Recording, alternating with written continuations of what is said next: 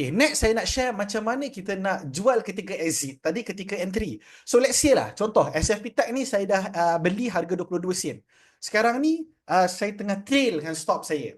Okay, saya tengah layan profit saya kan. Saya tengah naikkan lah cut loss saya. Contoh lah, let's say lah, ni contoh. Okay, cut loss saya dekat 255 ni. Tak logik lah sekarang, dia tengah harga tinggi kan. Contoh, okay, 255. So apa yang saya boleh buat? Instead of saya terus jual je dekat 255 ni, saya boleh tunggu. Ni bayangkan 255 tu adalah stop loss saya.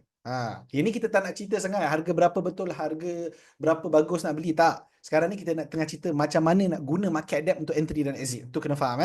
So contohlah sekarang ni cut loss saya adalah pecah 255. Okay. So mungkin orang akan fikir, oh pecah 255 ni maksudnya tak kisahlah tadi cut loss ke trail stop ke apalah.